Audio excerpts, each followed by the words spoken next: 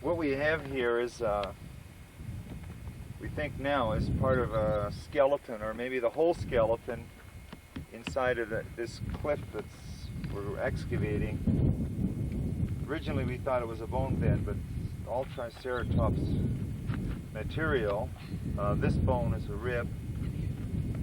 This is a fibula bone here. This is a shoulder blade bone up in here, and that's a tibia. This bone actually goes underneath this bone. Another rib here, a horn of the skull here, and also a horn going down here. Part of the shield is back off the skull is here. And there's other bones in here that are very fragile, but we're not sure what they are because of the mud and dirt that's mixed in with it. These bags here are pieces that we've taken out of the dirt, left them where they came from, approximately. And those pointers over on this side, there's a tarsal bone here, flat bone here, which I'm not sure if they've uncovered, another rib through here, and another bone in here we just touched, which we haven't come to. And over in this dirt pile, which originally we didn't do anything with, was pretty muddy, there's bone coming out through here. So chances are there's more bone up in this area through this overburden here, this sandstone. The material that it's buried in is a river wash material. This is sand, the sandstone, point bar sandstone through here, and then the shale material, which is a rough rocky material, rusty rocky material, is an oxidized shale, and it seems to be buried in around the bone, most of the bone. It does come off the bone very easily though. It's quite weathered through here. All of these cracks through this rock is due to weathering. The bed probably runs back over here where these covers are, up and through here, and goes this way up the bank. So eventually, where Marilyn's sitting here working with her knee pads, putting her knee pads on to get down and dig.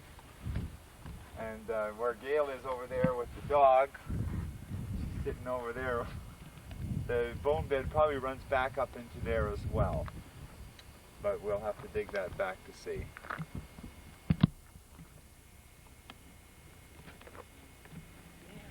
Yeah. Okay. The skull over here, as this material wore down, this hill wore down from this bank over here. This bank was way out at one time, covering all of this, and as this, of course, wore back, it wore the bottom of the skull. This skull material here has been worn off and washed down into this creek over the years. The skull is actually upside down with the bottom of the skull part up through here.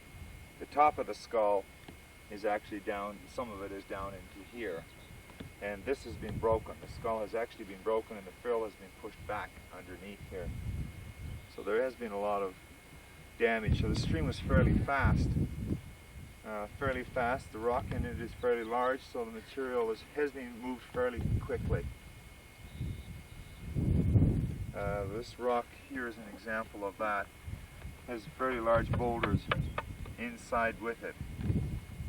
So it indicates that the stream was fairly fast. And the stream was running down this way, indicating that this skull jammed up, and it seems like the bones jammed in behind it.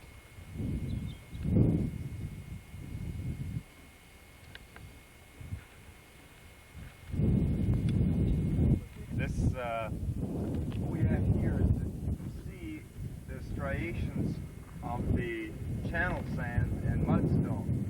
The channel sands are these white material through here, which indicates the river channels, and these materials up above it, which is kind of like a crackly mud, is overflow from floods that would overflow the banks of the rivers. And these channels have been cut at a slight angle going this direction, up that way, and then as it came down, the channel seems to be dumping lower down towards the skull, and then it also dips.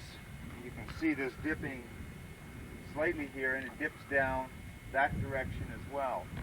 That indicates is that this point bar and where this skull was laid, and these bones were laid here, was on a point bar on a channel through this way and down. It was the end of a stream. The stream probably came around from the north into the east and down, dropped the bones off and went down this way. There is a sandstone block or dike up in here, which is a very hard material, which is being cemented together through percolation and stayed on top.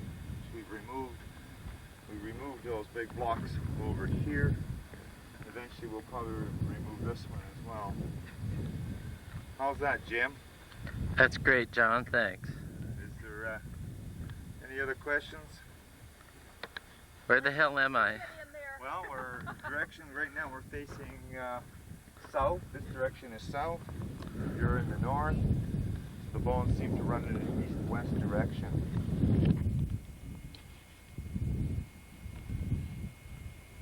Okay.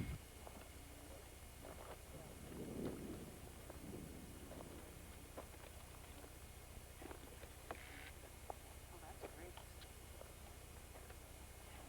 Splashing the stuff on here. We're complaining about bug spray smelling. You're glad you're outside using that stuff. What are you doing there?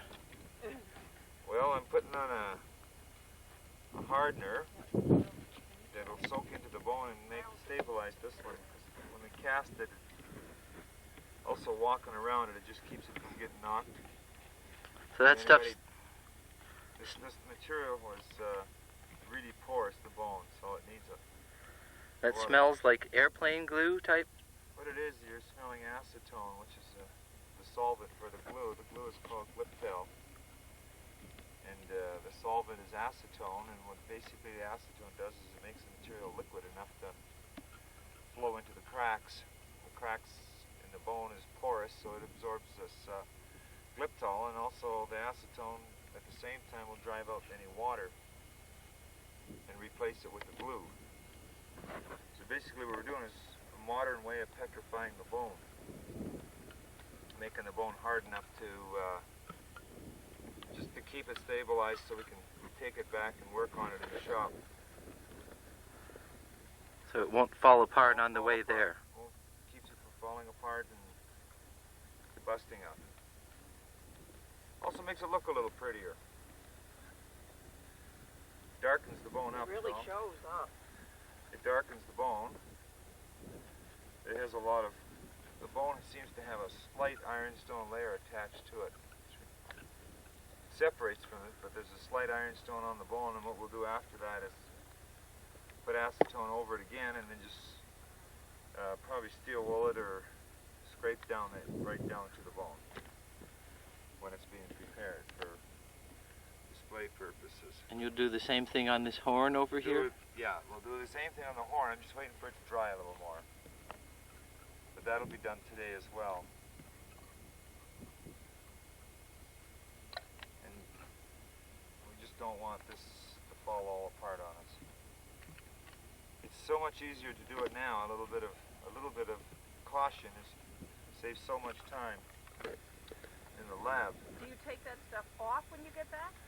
Take it off the outside and dissolve it, and it'll go back even more into the cracks. Get hard. Get down and get hard.